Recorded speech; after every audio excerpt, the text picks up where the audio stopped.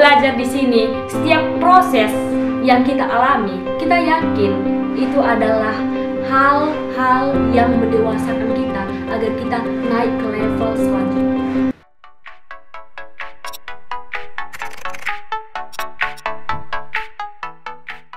Shalom orang muda yang dikasihi oleh Tuhan.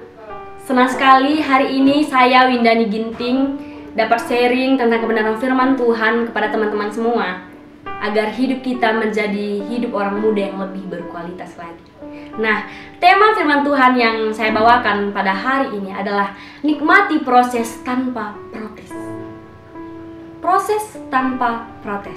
Untuk mengatakan kalimat ini, nikmati proses tanpa protes. Nah, tentu sangat mudah ya teman-teman. Tapi pertanyaannya adalah, pengaplikasiannya dalam hidup kita seperti apa? Apakah kita kebanyakan bersyukur atau lebih kebanyakan protesnya teman-teman? Hari ini kita belajar dari satu tokoh Alkitab, yaitu Ayub. Ayub pasti tidak asing lagi ya di teman-teman semua. Kita semua tahu kalau Ayub adalah orang yang sangat saleh, jujur, dan takut akan Tuhan. Ayub sendiri adalah orang yang sangat diberkati oleh Tuhan. Ayub sendiri adalah orang yang sangat terkaya di tanah Uz. Tuhan memberkati dia. Ayub juga adalah orang yang sangat saleh, takut akan Tuhan. Nah, bagaimana teman-teman? Apakah kita sudah bisa mengaplikasikan kehidupan kita seperti Ayub? Nah, untuk itu kita perlu belajar terlebih dahulu, Ayub ini sebenarnya apa? Apakah Ayub ini cuma diberkati oleh Tuhan? Tidak teman-teman, tidak. Di dalam ayat Ayub 7, di sana dikatakan, maka bertanyalah Tuhan kepada iblis, dari manakah engkau? Lalu jawab iblis kepada Tuhan, dari perjalanan mengelilingi dan menjelajahi bumi. Di ayat 8, lalu bertanyalah Tuhan kepada iblis, apakah engkau memperhatikan hambaku Ayub? Sebab tiada seorang pun di bumi seperti dia yang demikian saleh dan jujur, yang takut akan Allah dan menjauhi kejahatan. Nah, Tuhan sendiri mengakui bahwa anaknya Ayub ini benar-benar saleh. Pertanyaannya hari ini, apakah hidup kita sudah diakui oleh Tuhan?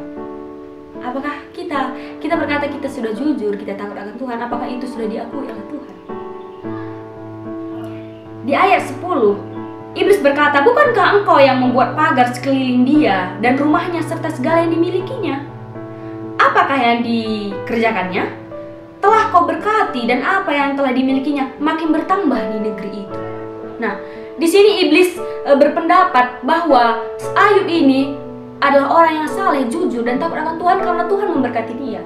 Tetapi kita belajar, Tuhan lebih tahu kita seperti apa teman-teman. Dan di ayat 12, maka firman Tuhan kepada iblis, nah segala yang dipunyainya ada dalam kuasamu, hanya janganlah engkau mengulurkan tanganmu terhadap dirinya. Kemudian pergilah iblis dari hadapan Tuhan. Nah, di sini kita perlu tahu setiap pencobaan yang ada di dalam hidup kita itu tidak akan terjadi kalau Tuhan tidak mengizinkan teman-teman. Segala sesuatu, segala hal yang kita inginkan, baik yang kita inginkan ataupun yang tidak kita inginkan, itu semua atas kehendak Tuhan. Tuhan tahu kita mampu, Tuhan tahu kita sanggup. Maka Tuhan memberikan itu yang terjadi di dalam hidup kita. Di dalam ayat 1 ini, pasal 1, ayat 1 sampai 20, di sini pencobaan-pencobaan mulai terjadi dalam kehidupan Ayub.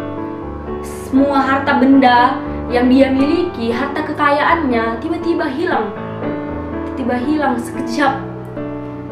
Anaknya yang dikasihinya mati. Semua yang harta bendanya semua hilang. Tetapi di ayat 21 sampai 22 saya sangat kagum. Saya sangat kagum di sini di ayat ini. Katanya, dengan telanjang aku keluar dari kandungan ibuku, dengan telanjang juga aku akan kembali ke dalamnya. Tuhan yang memberi, Tuhan yang mengambil, terpujilah nama Tuhan. Dalam kesemuanya itu, Ayub tidak berbuat dosa dan tidak menuduh Allah berbuat yang kurang patut. Nah, kita perlu belajar dari seorang Ayub. Kalau saya pribadi, saya merasa permasalahan Ayub ini sudah sangat berat ya teman-teman. Dalam satu hari itu, tiba-tiba harta bendanya diambil, kambing dombanya diambil, anaknya diambil. Kalau saya pribadi, saya belum mengalami suatu pencobaan yang begitu seperti ini. Ya. Nah, saya juga mau bersaksi ya teman-teman. Tahun 2020, saya lulus SMA. dan saya memutuskan untuk sekolah Alkitab. Nah, di situ saya sudah merancang nanti saya seperti ini, nanti saya ke Jember seperti ini. Tapi Tuhan mengizinkan virus corona terjadi di Indonesia, di seluruh dunia terjadi. Nah, di sini saya secara pribadi, saya manusia sendiri. Saya manusia yang punya banyak kekurangan. Saya protes, teman-teman. Saya protes kepada Tuhan. Saya mengambil suatu keputusan sekolah Alkitab yang menurut saya itu adalah hal yang berkenan di hadapan Tuhan. Tetapi kenapa saat saya mau berproses, tiba-tiba Tuhan mengizinkan itu terjadi dalam kehidupan saya. Saya protes, saya tidak mau itu terjadi dalam kehidupan saya, tetapi itu terjadi. Nah, pada saat saya mempelajari tentang Ayub, di sini Ayub, sedangkan Ayub sendiri mengalami suatu proses dalam hidupnya yang begitu berat. Di dalam ayat 21 ini, dia berkata, Tuhan yang memberi dan Tuhanlah yang mengambil. Dia sama sekali tidak menyumpahi Allahnya. Padahal yang terjadi di hidupnya itu sudah sangat berat ya teman-teman. Kita sendiri seringkali hal sepele, hal yang tidak begitu berat seperti yang dialami Ayub ini, kita seringkali protes kepada Tuhan. Padahal Tuhan mengizinkan itu terjadi karena Tuhan tahu kita mampu. Tuhan tahu ini yang terbaik dalam hidup kita. Inilah proses kita, Jadi kita belajar dari sini. Apapun yang terjadi dalam hidup kita, kita tidak boleh protes. Nah, di dalam Ayub 2 ayat 9-10, maka berkatalah istrinya kepadanya, masih bertekunlah engkau dalam kesalehanmu, kutukilah Allahmu dan matilah. Di ayat 10, tetapi dijawab Ayub kepadanya, engkau berbicara seperti perempuan gila. Apakah kita mau menerima yang baik dari Allah, tetapi tidak mau menerima yang buruk? Dalam kesemuanya itu, Ayub tidak berbuat dosa dengan bibirnya. Nah, betul sekali teman-teman. Di ayat 10 ini, Ayub berkata, apakah kita mau menerima yang baik dari Allah, tetapi tidak mau menerima yang buruk? Nah, sekarang pertanyaannya, saat terjadi pencobaan, permasalahan dalam hidup kita, apakah kita lebih sering bersyukur atau lebih banyak protes?